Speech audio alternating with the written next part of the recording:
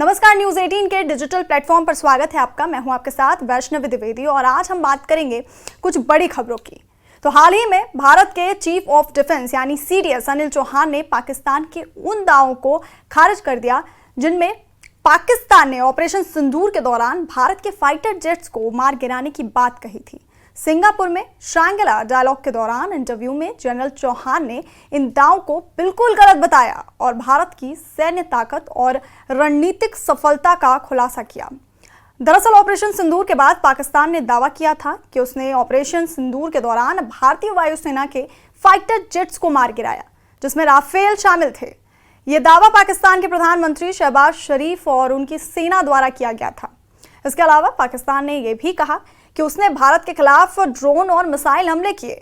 General Anil Chauhan ने पाकिस्तान के दावों को सिरे से नकारते हुए कहा कि पाकिस्तान का यह दावा बिल्कुल गलत है।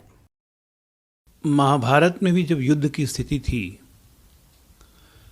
तो अपने सेना का मनोबल बढ़ाने के लिए और विपक्ष की सेना का मनोबल गिराने के लिए युधिष्ठिर ने भी कहा था अश्वत्थामा नरो वकुंजरो।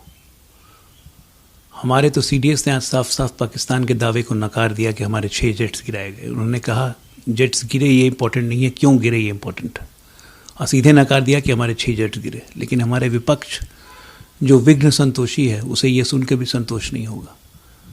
उसको ये इंटरेस्ट नहीं है कि पाकिस्तान के 11 एयरबेस हमारे जेट्स ने तबाह कर दिए उनके घर में घुस के। पहली बार पंजाब में खैबर पख्तूनवा तक हमारे जेट्स घुस के गए, सिंध तक घुस के गए। वहीं पाकिस्तान के प्रधानमंत्री शहबाज शरीफ ने हाल ही में एक बड़ा बयान देकर अपनी देश की आर्थिक बदहाली को दुनिया के सामने स्वीकार किया। पाकिस्तान दोस्तों के सामने भीख का कटोरा लेकर जाता था, ऐसा पाकिस्तानी पीएम ने कहा।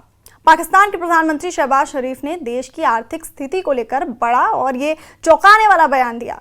उन्होंने माना कि पाकिस्तान को अब तक अपने मित्र देशों से भीख मांगनी पड़ती थी। शरीफ ने आगे कहा कि चीन, सऊदी अरब, तुर्की, यूएई और कतर जैसे देशों से बार बार मदद मांगी गई, लेकिन अब ये देश व्यापार और साझेदारी की उम्मीद कर रहे हैं।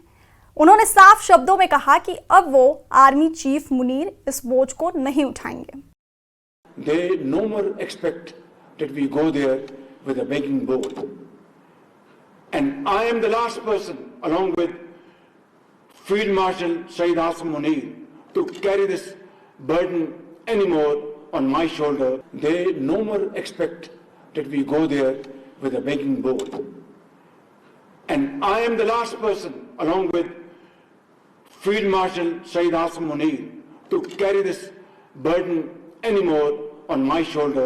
वहीं भारत की ओर से की गई सख्त कूटनीतिक एक्शन से कोलंबिया ने पाकिस्तान के पक्ष में दिए अपने पुराने बयान को वापस ले लिया है। दरअसल भारतीय एयर स्ट्राइक के बाद पाकिस्तान में हुई मौतों पर कोलंबिया ने संवेदना जताई थी, जिससे भारत ने असहमति जताई। भारत के सर्वदलीय प्रतिनिधिमंडल की अगुवाई कर रहे सांसद शशि थरूर ने इस बयान पर अपनी नाराजगी जताई और इसे निराशाजनक बताया। इसके बाद कोलंबिया के उप विदेश मंत्री रोजा योलांडा ने भारतीय दल से मुलाकात की और कहा कि अब उन्हें कश्मीर की स्थिति और संघर्ष की असलियत समझ में आ गई है। उन्होंने आगे संवाद जारी रखने की बात कही।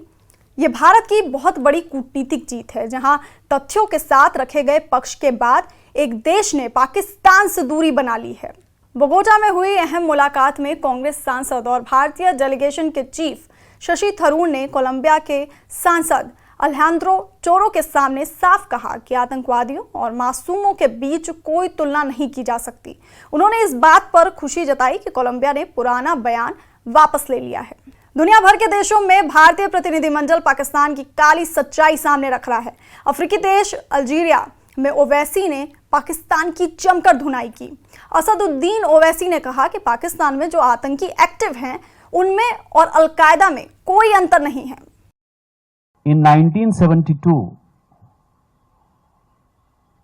we gifted them, मैं गिफ्ट इसलिए कह रहा हूं कि 93,000 जो उनके सैनिक हमने पकड़े थे वो हमने लौटा दिए। You will be surprised कि still 54 our army people are in Pakistani jail, जो आज तक उन्होंने नहीं लौटाया। तो आपने जो कहा when you said कि 40 लोग जो है हमारे नहीं लौटाए, this is Pakistan. That's why we are here. Pakistan is the epicenter of Takfirism. And there is no difference of ideology between the terrorist groups in Pakistan and Daesh and in Al-Qaeda. They believe in fact, they believe that they have a religious sanction, which is completely wrong. Islam does not allow killing of any person. And that, unfortunately, that is their ideology. Pakistan के लिए जासूसी करने वालों से जुड़ी ये बड़ी खबर है। पाकिस्तान के लिए जासूसी केस में दिल्ली पुलिस की स्पेशल सेल ने एक और बड़ा एक्शन लिया है। जासूसी के आरोपी कासिम के भाई हसीन को लंबी पूछताछ के बाद गिरफ्तार कर लिया गया है। कासिम से पूछताछ में खुलासा हुआ था कि आईएसआई पहले से हसीन को इस्तेमाल कर रही थी। आरोप है कि हसीन पिछले 4 सालों से पाकिस्तान के लिए जासूसी कर रहा था। दिल्ली पुलिस की स्पेशल सेल ने खुलासा किया कि आरोपी हसीन के नाम पर जारी सिम को पाक खुफिया अफसर चला रहे थे और उसके नंबर के जरिए डीआरडीओ और मिलिट्री इंटेलिजेंस अधिकारियों को हनी ट्रैप में फंसाने की कोशिश हुई। जासूसी के आरोपी हसीन को गिरफ्तार करने के बाद दिल्ली के पटियाला हाउस कोर्ट में पेश किया गया, जिसके बाद कोर्ट ने जासूसी के आरोपी हसीन को 5 दिन के रिमांड पर भेजा है। अब हसीन के फोन को लैब भेजा गया है ताकि उसकी व्हाट्सएप चैट और डेटा निकाला जा सके। इससे पता लगाया जाएगा कि उसने पाकिस्तानी हैंडलर्स को किन किन जानकारियों की सप्लाई की थी। वहीं इस बीच पाकिस्तान से जुड़े जासूसी मामले में एनआईए ने देश भर में बड़ी कार्रवाई की है। दिल्ली, मुंबई समेत 8 राज्यों के 15 ठिकानों पर छापेमारी की गई। इस ऑपरेशन में एनआईए को कई इलेक्ट्रॉनिक डिवाइस और संवेदनशील दस्तावेज हाथ लगे। जिन लोगों के यहां छापेमारी हुई उनका संबंध पाकिस्तान इंटेलिजेंस ऑपरेटिव से बताया जा रहा है। आरोपियों पर पाकिस्तानी एजेंट्स को देश की गोपनीय जानकारी पहुंचाने और इसके बदले फंड हासिल करने का इल्जाम है।